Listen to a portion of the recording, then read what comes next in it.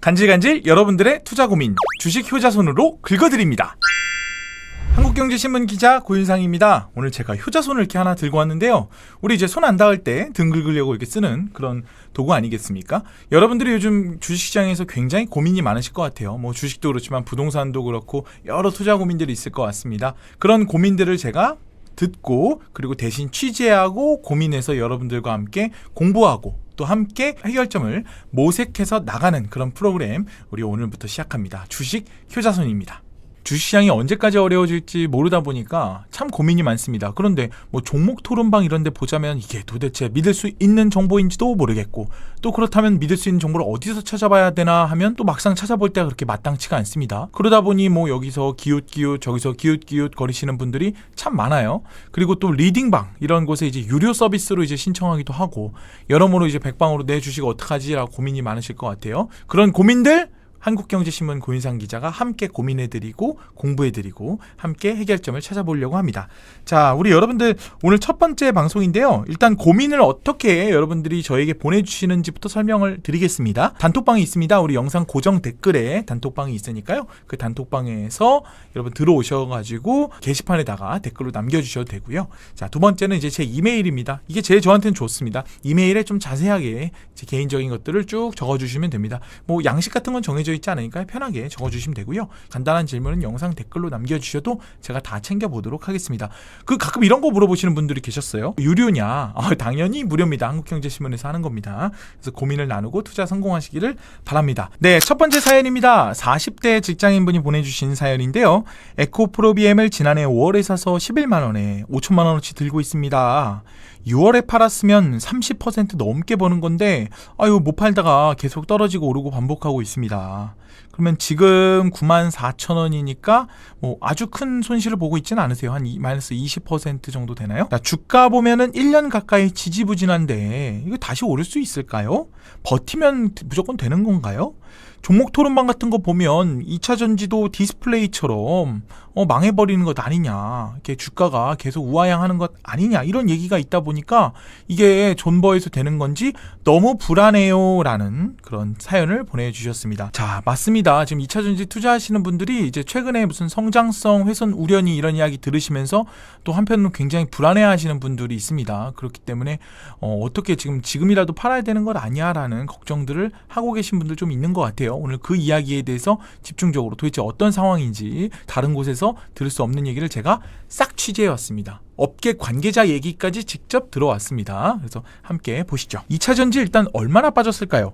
LG에너솔루션, 삼성 SDI, SK이노베이션, 포스코 케미칼, 에코프로비엠, 첨보 SK 아이테크놀로지, SKC 같은 2차전지 관련주들은 대부분 30%에서 크게는 SK 아이테크놀로지 같은 경우 67%까지 최고점 대비 떨어졌습니다. 참 많이 빠졌습니다. 이러다 보니까 물론 코스피가 빠진 걸 생각하면 뭐 비슷하게 빠진 종목들도 있고 오히려 덜 빠진 종목들도 있습니다. 예를 들어서 포스코 케미칼 같은 경우에는 코스피보다 덜 빠진 것이죠.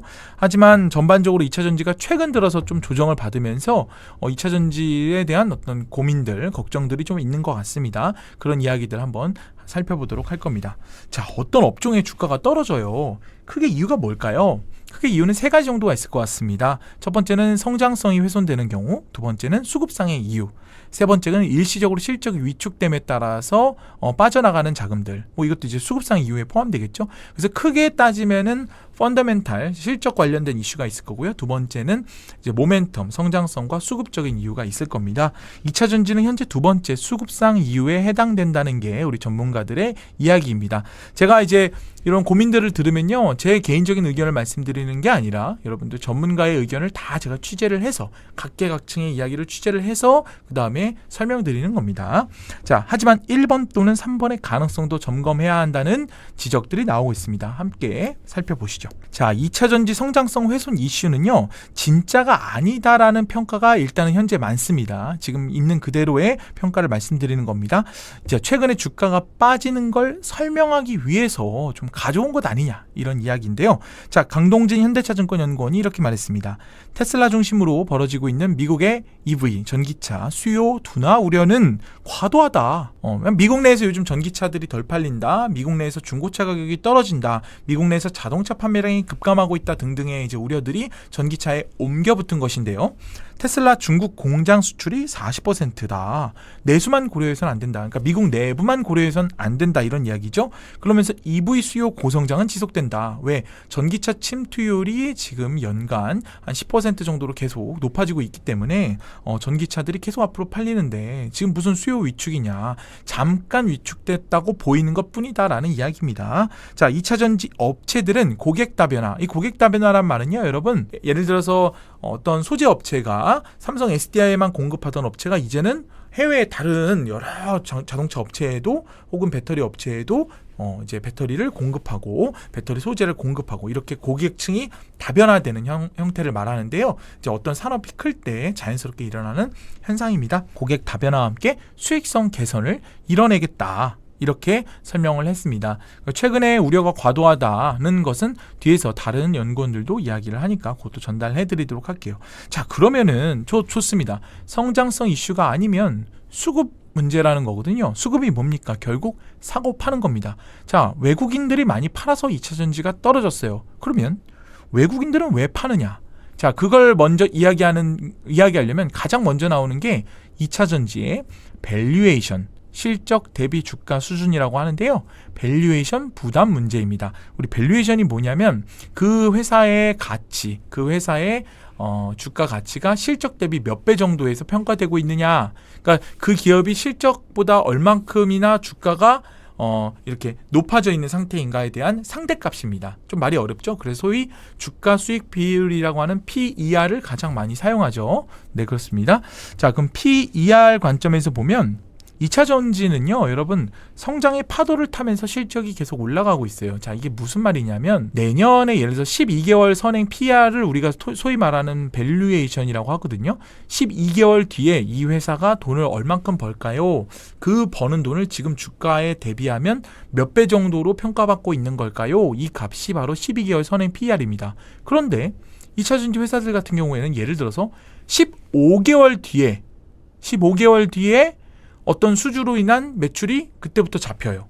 혹은 20개월 뒤에 매출이 잡혀요. 그러면 12개월 뒤에 있는 PER은 15개월 혹은 20개월 뒤에 잡힐 매출을 반영하고 있는 숫자입니까? 반영하지 못하고 있는 숫자입니까?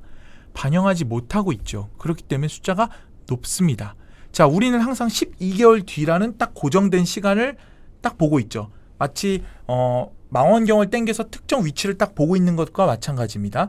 우리도 움직이고 있지만, 미래로 점점 움직이고 있지만 실제로 2차전지 주가들은 어떻게 되냐면 실적들이 12개월 기준이 아니라 뭐 2년 뒤 혹은 15개월, 18개월 더 짧은 경우도 있겠죠. 그렇게 반영이 12개월 기준이 아닌 되게 다양하게 이루어지고 있다는 겁니다. 왜? 수주가 지금 엄청나게 이루어지고 있는 산업이니까.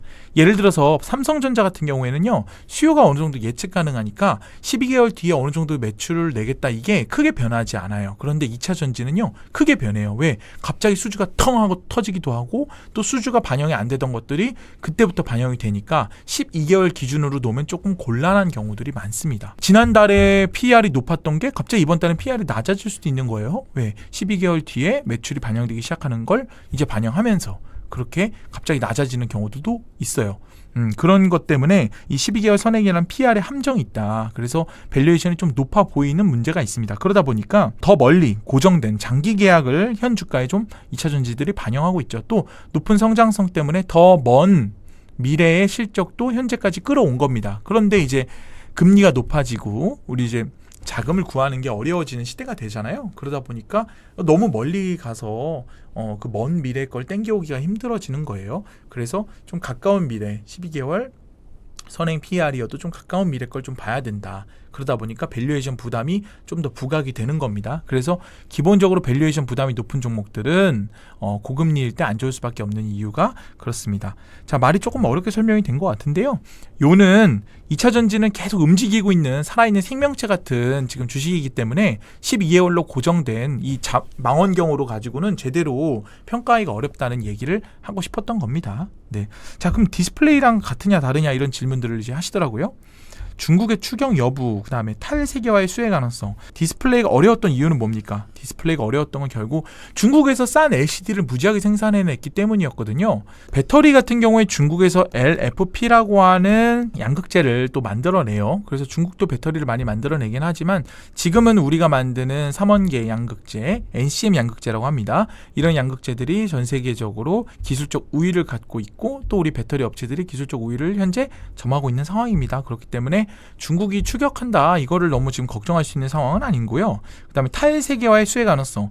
예전처럼 글로벌 공급망이 중국에서부터 미국에 이르기까지 싹 이렇게 잘 돌아가던 때라면 그럴 수 있죠. 예를 들어서 중국에서 생산한 게 미국에서 팔릴 수도 있습니다, 배터리가. 그런데 지금은 그런 상황이 아니죠. 예, 중국에서 배터리 생산해서 미국에 못 팔게끔 만드는 게 결국 뭡니까? IRA 법안 아니겠습니까?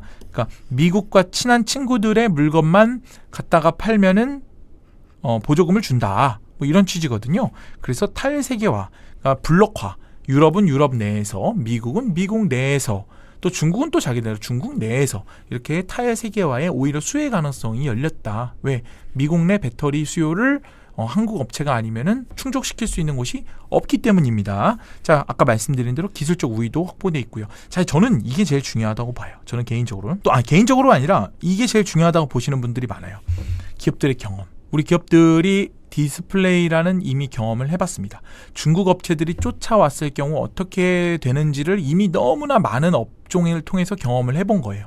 이럴 때 어떻게 우리가 도망을 갈 수 있는지, 어떻게 차별화시킬 수 있는지에 대해서 굉장히 많은 고민과 또 노력을 하고 있습니다. 뭐 기술적 우위를 점하는 아주 전통적인 방법이 있을 거고요.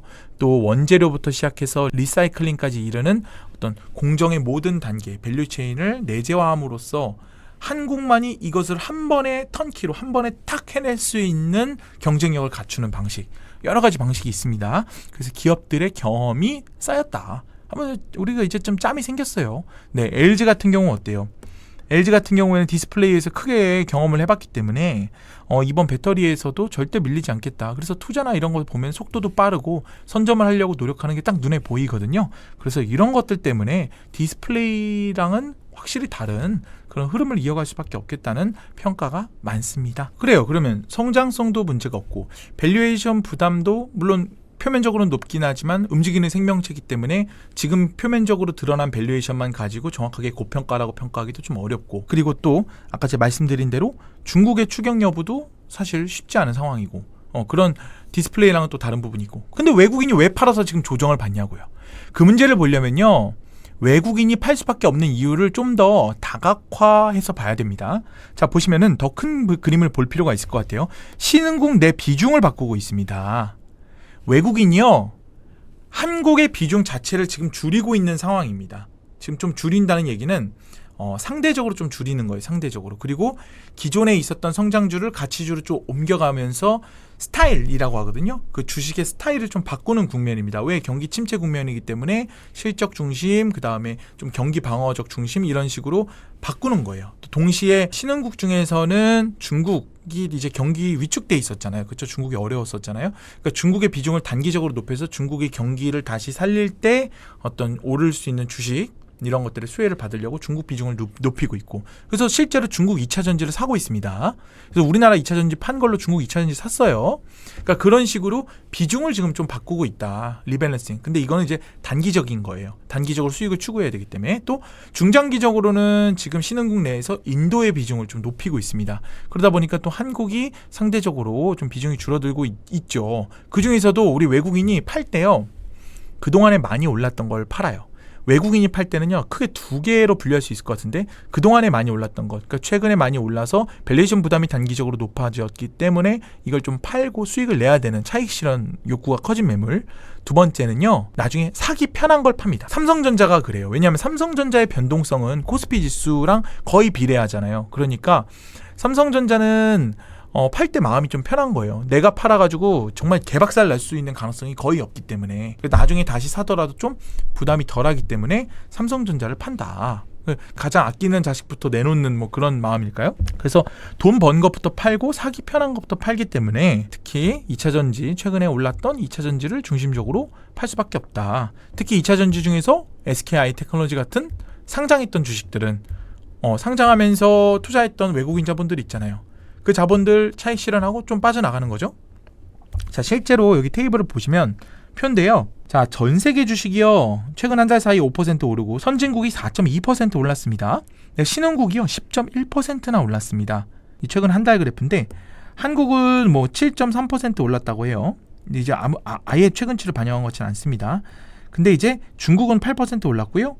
일본은 3.4% 좀 올랐죠. 근데 홍콩이요 22.5% 항생지수가 이제 오르고 인도도 4.5% 오르고 그러면서 글로벌 대표 지수의 수익률 테이블인데 이제 이거 저건 MSCI 수익률 테이블이거든요. 그러니까 보시면 신흥국 중심으로 자금이 많이 들어갔고 실제로 이 자금들이 신흥국 증시를 많이 끌어올렸다. 특히 홍콩이나 중국 같은 경우 많이 끌어올렸다. 그래서 홍콩, 중국의 경기 회복에 대한 기대 이런 것들이 지금 외국인 자본의 일시적 이동을 자극했고 그런 자극 과정에서 그동안 돈을 벌었던 2차 전지를 조금 팔았다. 기관들도 거기에 동조했다. 이렇게 보시면 되겠습니다. 그러니까 뭐 2차 전지를 파는 이유가 뭐 성장성 훼손 이런 거라기보다는 수급상인 이유가 더 클 수밖에 없는 이유죠. 자, 그러면 연구원들이 뭐라고 했는지 좀 더 자세하게 살펴볼게요. 김현수 하나투자증권 연구원은요, 공급 과잉 우려 과도하다. 여전히 높은 성장성은 훼손되지 않았다.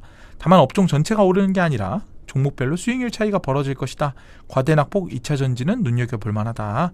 자, 장정훈 삼성증권 연구원은요, 높은 밸류에이션에서 출발해 전기차 수요도나 우려와 일회성 비용 반영에 따른 실적 예상치 하회 가능성이 조정의 빌미였다. 리스크 요인을 감안해 1월에 주가 반등이 보이더라도 조금 보수적으로 접근하는 게 좋다고 조언을 했습니다.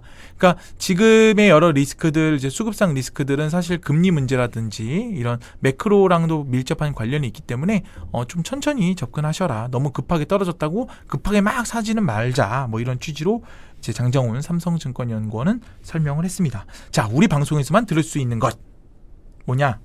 제가 업계 관계자의 멘트를 직접 땄습니다. 그거 이제 다음 장면에서 보시죠. 네, 그래서 제가 세 곳의 기업 관계자 멘트를 받아왔습니다. 자, SKO는요 이렇게 설명하더라고요. 글로벌 생산시설 투자 원활하게 이루어지고 있다. 네, 그리고 수익성 개선 노력도 동시에 이루어질 것이다. 성장성 훼손 우려 없습니다. 이렇게 딱 얘기를 합니다. 자, 여기서 우리가 말을 잘 봐야 되는데 글로벌 생산시설 투자, 제 우리 뭐 한국뿐만 아니라 미국 쪽에 생산시설 지금 SK온이 확대하고 있는 것 있죠. 그리고 수익성 개선 노력 이런 것들은 이제 올해 흑자 전환을 목표로 하고 있기 때문입니다. 자, 성장성 훼손에는 우려 없다. 기존에 하려던 것들, 원래 SK온을 둘러싸고는 이제 재무적 우려 같은 것들이 있었거든요. 그런 것들이 잘 이루어지고 있다. 이런 취지로 이해해 주시면 될 것 같습니다. 포스코 케미칼 멘트는 더 의미가 좀 있어요. 올해는 수주에 따른 판매 확대가 본격화될 것으로 봅니다. 자, 기존에는 수주에 대한 기대로 주가가 올랐다면 이제는 진짜 실적의 시간이 오고 있다. 얘기죠. 자, 고객사 확대를 지속 추진하고 지금 팔아먹을 곳이 더 많아지고 있다는 뜻입니다. 이와 연관된 글로벌 양산 능력 투자도 지속 추진해 여기까지는 뭐 할 수 있는 얘기죠. 근데 여기 이제 핵심이 성장 동력도 추가로 확보할 예정이다. 자, 성장 동력이 기존엔 뭐였습니까? 양극재 그리고 음극재, 실리콘 음극재 쪽 이런 것들이 있었죠. 근데 추가로 확보하겠다 이런 얘기들은 이제 음극재 쪽에 투자를 좀 늘리고 또 다른 쪽에 성장 동력까지 더할 수 있는, 우리가 좀 예상 못한 성장 동력이 나올 수도 있겠다는 생각이 듭니다. 그래서 포스코 케미칼과 뭐 포스코 홀딩스의 협력 관계 이런 것도 참 중요하기 때문에 그런 것들 좀 전반적으로 보시면 좋을 것 같고요. 에코프로비움 관계자도요, 올해 시장 기대 이상의 실적을 내도록 할 것. 에코프로비움 실적 맞추는 게 진짜 어렵거든요. 왜? 항상 시장보다 좀 좋게 실적을 내왔기 때문입니다. 좀 애널리스트들이 좀 민망할 정도로 실적이 잘 나왔었거든요. 미국 진출 호재 등 기대할 것이 많다. 성장성 우려가 없다. 이렇게 얘기합니다. 저 에코프로비움이 상대적으로 고정비 부담이 좀 덜한 편인 것 같아요. 인건비 자체가 그렇게 다른 어떤 포스코 케미칼, SK온 같은 대기업보다 인건비 부담도 좀 상대적으로 적고 그리고 수익률도 좋은 양호한 편입니다. 그래서 에코프로비엠이 이제 미국에서 얼마나 어떤 진출 기대를 충족시킬 것이냐 이런 것들이 핵심이 될 겁니다. 그래서 세 개의 기업 관계자 멘트도 제가 받아왔습니다. 자, 그래서 첫 번째 질문 다시 고민으로 돌아가면 존버해도 되냐고요? Yes. 그런데 단 기간이 중요할 것 같아요. 지금 이제 매크로 환경 이슈가 안 좋기 때문에 최소 반년 이상을 좀 보고 가는 게 좋겠다. 만약에 급한 돈이시다 그러면은 1월 달에 좀 반등이 있을 때 정리를 하셔야겠지만 조금 더 장기적으로 본다 그러면 최소 반년 정도 이상 보시고 3분기 정도까지는 최소 보시면서 접근하는 게 좋을 것 같습니다. 만약에 매수를 하시더라도 그때까지 이제 분할 매수로 접근하는 게 철저하게 좋을 것 같고요. 자, 이런 것들은 숫자는 제가 좀 정리를 해드릴게요. 에코프로비엠의 현재 12개월 선행 PR은 19배입니다. 저 솔직히 말해서 깜짝 놀랐어요. 왜냐하면 1년 전에 64배였거든요. 엄청나게 부담이 높았는데 20배 밑으로 떨어졌습니다. 에코프로비엠의 12개월 선행 PR이 20배 밑으로 떨어졌다는 거는 여러분들 중에서도 벌써 그렇게나 많이 떨어졌어? 라고 생각하실 만한 분들이 많으실 것 같아요. 실적은 오르는데 주가는 오히려 조금 떨어졌기 때문에 이렇게 밸류에이션 부담이 급격히 낮아졌습니다. 그러니까 지금 밸류에이션 부담을 더 이상 이야기하기 좀 민망할 수 있는 그런 단계까지 떨어진 것 같아요. 실적 성장으로 밸류에이션 부담 덜어내는 시기에 오히려 진입하고 있다, 이런 평가입니다. 올해 2분기부터는요 영업이익 1,500억 원대에 진입을 하고요. 올해 매출은 8조 원 예상, 내년 매출은 10.6조 원 예상인데요. 좀 솔직히 민망합니다. 왜냐하면 올해 2023년의 영업이익 전망치가요 1년 전에는요 2,240억 원이었어요. 2022년 초에 자, 에코프로비엠이 내년도 2023년에 아마 한 2,200억 정도 벌 거예요. 그렇게 애널리스트들이 평가를 했습니다. 근데 올해 2분기부터 1,500억을 번다고요. 거의 한 개 분기, 두 개 분기에 예전에 예상했던 1년 영업이익이 1.5배를 버는 거 아니겠습니까? 그래서 지금은요 이게 4,200억이 됐어요. 그러니까 애널리스트들도 얼마나 곤란합니까? 이게 왜냐면 산업이 너무 급성장하면요 속도를 못 쫓아가거든요. 그래서 현재는 4,200억입니다. 한마디로 1년 전에 1년 후 성장세도 예측을 못했습니다. 앞으로 성장 기울기를 예측한다는 게 참 의미 없는 일이 돼버렸습니다. 다만 우리가 볼 수 있는 건 장기 공급 계약이 계속 이루어지고 있다는 점, 그 장기 공급 계약 플러스 그다음에 새로운 계약들이 계속 더해지면서 성장 동력이 추가되고 있다는 점, 이런 것들을 기억하시면 좋을 것 같습니다. 자, 1년 전에 1년 후 성장세도 예측을 제대로 하기 어려운데 앞으로 성장세를 어떻게 쉽게 예측하겠습니까? 네, 그래서 우리가 기존에 어떤 갖고 있던 성장성 스토리 이런 것들을 잊지 않고 기억하는 게 중요하겠다. 그래서 좀 시간을 갖고 접근하시면 좋을 것 같습니다. 자, 첫 번째 고민 조금 효자손으로 긁어드렸는데 좀 시원한 느낌이 드셨는지 모르겠습니다. 두 번째 고민입니다. 빡빡빡 긁어드리겠습니다. 자, 이게 이제 주식 초보자들이 이런 갖고 계시는 고민들도 많으신 것 같아요. 기업 분석하는 방법이 궁금해요. 주식 공부하는 방법이 궁금해요. 이런 것들 질문해 주셨습니다. 자, 분석, 주식 공부 참 어려운 말인데 제가 뭐 전문가에게도 물어보고 또 제 경험도 있고 같이 말씀드리겠습니다. 잘못된 주식 공부 방법이 일단 있어요. 많은 분들이 실제로 이렇게 하고 있습니다. 매크로 이슈를 열심히 공부해요. 뭐 금리가 지금 뭐 연준이 어떻고 이번에 뭐 파월 아저씨가 뭐라고 얘기했고 뭐 피봇이 어쩌고 뭐 환율이 어떻게 될 거고 좋습니다. 그런데 여러분들이 만약에 지금 내가 주식을 좀 공부해가는 입장이고 내 스스로가 아직 좀 초보자 입장이다, 내가 중급 이상이 아니다 이렇게 생각하시면 이 매크로 이슈를 너무 먼저 공부하지 마십시오. 다른 거가 우선입니다. 매크로가 우선이 아닙니다. 왜냐하면 매크로가 계속 바뀌거든요. 예측이 불가능해요. 예를 들어서 우리 지난 6개월 전에 예상했던 매크로 지금 맞은 거 있습니까? 거의 없거든요. 그러니까 이런 것들을 너무 하게 되면 뭔가 내가 열심히는 하는데 계속 제자리 걸음입니다. 자, 두 번째, 차트와 재무제표를 먼저 공부하려고 하시는 분들이 있어요. 이제 재무제표를 봐야 기업이 보인다, 맞죠? 네, 차트를 봐야 주식 흐름이 보인다, 맞죠? 그런데 이거 시작하잖아요. 지겹고 힘들고 어려워서 못합니다. 우리가요 쉬운 것부터 해야 돼요. 쉬운 것부터, 내가 할 수 있는 것부터 해야 됩니다. 네, 처음부터 한정식집 가가지고요 홍어 삼합을 먹을 수는 없어요. 뭐 안 먹어본 사람이 외국인한테 불고기부터 먹으면서 시작하는 겁니다. 자, 세 번째는 또 위대한 투자자의 조언을 보면서 격언을 이렇게 외우시는 분들이 있어요. 뭐 투자는 뭐 해야 돼 뭐 이런 거. 좋습니다. 좋은데 이게 전부는 이게 시작은 아닙니다. 자, 지나가 버리거나 아니면 너무 어려워서 제풀에 지치거나 또 실전에 적용할 수 없는 것부터 먼저 공부하게 되면 시간을 효율적으로 쓸 수 없습니다. 저는 개인적으로 하루에 주식 방송도 절대 1시간을 넘기면 안 된다고 생각해요. 우리 깨어있는 시간 중에서 이게 얼마나 소중한 시간입니까? 이거 주식에 너무 이렇게 막 공부하시면은 그래서 30분 안으로만 공부하시는 게 좋다고 생각을 합니다. 자, 주식 공부가 어렵거나 재미없다? 순서가 틀렸습니다. 제가 보니까요 큰 매크로가 아니라 작은 단위, 종목이나 기업부터 공부하십시오. 여러분들이 가장 쉽게 이해할 수 있는 것부터 공부하십시오. 뭐 주변에 아무거나 좋아요. 주변에 뭐 작은 회사, 우리가 뭐 실생활에서 접할 수 있는 회사부터 공부해도 좋습니다. 내가 관심을 갖고 있는 그 분야의 그 기업과 그 업종에 대해서 먼저 공부하는 게 우선입니다. 기업을 이해해야 매크로 환경이 이해되기 시작합니다. 매크로 환경을 이해하고 기업을 이해하려고 하면 너무 어렵고 또 불확실해져요. 그래서 그렇게 공부하시면 주식 투자 공부하는데 조금 오래 걸리는 시간이 또 한참의 그 효율이 떨어지는 그런 문제가 생길 수밖에 없다는 점을. 자, 가장 중요한 것은요, 산업의 스토리를 이해하는 거예요. 왜 이 산업이 지금 뜰 수밖에 없는가? 예를 들어서 간단한 겁니다. 바이오가 뜰 수밖에 없는 이유는 뭡니까? 우리 너무 다들 오래 살고 있잖아요. 인간의 평균 수명이 늘어나고 있다. 그죠? 자, 전기차를 늘릴 수밖에 없는 이유는 뭡니까? 우리 석유 에너지의 문제도 있고요. 그리고 전기차가 갖고 있는 어떤 전자기기로서의 매력도 있고요. 또 여러 가지 이제 기술적 발전이 따라온 것도 있고요. 로봇이 왜 클 수밖에 없습니까? 자, 인건비가 지금 되게 비싸지고 있고요. 각국이 리쇼어링이나 이런 자국을 강화하는 정책을 통해서 노동력이 귀해지고 있고, 그렇기 때문에 우리가 노동 생산성을 높여야 되는, 혁신을 이뤄야 되겠어 그 수단으로서 로봇이 뜰 수밖에 없고, 방산이 왜 뜰 수밖에 없습니까? 글로벌 환경 자체가 아까 말씀드린 대로 반세계화, 탈세계화를 이루어지면서 방산, 자국의 국방력을 높여야 되는 필요가 더 커졌죠. 러시아 때문에. 그렇죠? 자, 그런 식의 산업의 스토리를 먼저 이해해야 됩니다. 그리고 나서 그 산업 내의 종목들을 공부하는 게 순서에 맞습니다. 그리고 그 다음이 매크로입니다. 만약에 순서를 반대로 하게 되면 헷갈리고 힘들어서 끝까지 할 수가 없어요. 자, 처음에는요, 경제신문, 제가 경제신문 기자여서 하는 얘기는 아닙니다. 솔직히 경제신문 안 읽으면 다른 방법도 찾아보셔도 좋아요. 근데 제일 쉬운 방법은 경제신문을 읽어보는 게 제일 쉽습니다. 제일 요약된 정보이기 때문이고요. 그리고 경제 주간지를 읽는 것도 저는 괜찮다고 생각해요. 뭐 주간지를 홈페이지 같은 데서 온라인 기사로 보셔도 좋아요. 그거 보시면서 이 산업이 이렇게 굴러가고 있구나, 세상은 이렇게 돌아가고 있구나, 요 정도만 이해하시고 그 다음에 종목으로 공부로 넘어가십시오.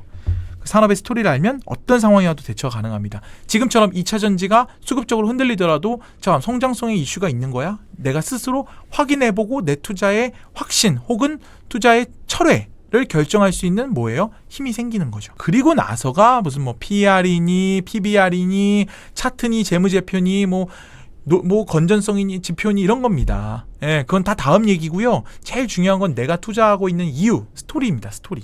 자, 그런 것들을 좀 생각하셔야 된다. 첫 번째 공지드린 대로 단톡방에 있는데 거기서 제가 자료 같은 거 올려드리잖아요. 그런 거 보시면은 참 그 스토리 이해할 수 있는 자료들을 제가 주로 올려드리거든요. 그런 거 보시면서 좀 공부도 하시고, 또 우리 한국경제신문도 열심히 읽으시면서 공부를 하시고, 또 관련된 기업들이 나오면 그 기업에 대해서 자세하게 좀 공부해 보시고, 이렇게 하면서 조금씩 내가 아는 기업들을 늘려야 돼요. 그래서 내가 만약 주식 투자를 한다 그러면 적어도 코스피의 1위부터 50위까지 기업들이 무슨 회사인지, 뭘 지금 제일 잘 팔고 있는지, 또 올해 실적은 뭐 어떤 식으로 지금 이 기업이 상황이 놓여져 있는지, 뭐 어려운지, 뭐 잘 나가고 있는지, 이런 것들은 좀 한 번씩 보시는 게 좋겠다. 내가 봤는데 이름은 아는데 뭘 하는지는 모르는 회사라든지, 아니면 이름도 모르고 뭐 하는지도 모르는 회사라든지, 이런 회사가 코스피 50위권 내에는 없는 게, 그게 일단 주식 투자자, 초보자들이 가장 먼저 해야 하는 일일 것입니다. 자, 다음 주 예고 말씀드리겠습니다. 자, 우리 일주일에 한 번씩 우리 효자손 들고 제가 찾아볼 건데요. 다음 주에는 카카오에 대한 얘기 좀 같이 할 거고요. 카카오 물 타야 될까, 이런 질문들이 좀 있었습니다. 그 다음 철강 화학주 업황에 대한 이야기 있어서 이런 업황 종목 이야기 좀 같이 하면서, 동시에 오늘처럼 가치주 성장주 구분이 어렵다고 하시는 분이 계셔요. 근데 이게 구분이 다들 쉽게 생각하시는데 그렇게 쉬운 문제가 아닙니다. 제가 퀴즈 하나 내볼까요? 삼성전자는 가치주인가요, 성장주인가요? 굉장히 어려운 질문입니다, 사실. 자, 디즈니는 가치주일까요, 성장주일까요? 자, 이런 문제들이 발생합니다. 그러니까 우리가 가치주와 성장주를 구분한다는 게 굉장히 좀 생각보다 다양한 관점에서 볼 필요가 있다는 점을 다음 주에 한번 같이 나눠보도록 하겠습니다. 자, 오늘 여러분들의 주식 고민 살짝 긁어드렸는데요. 매주 찾아뵈면서 열심히 제가 주식 고민 긁어드릴 테니까 여러분들은 저에게 여러분들의 고민거리를 보내주시면 됩니다. 여러분, 감사합니다.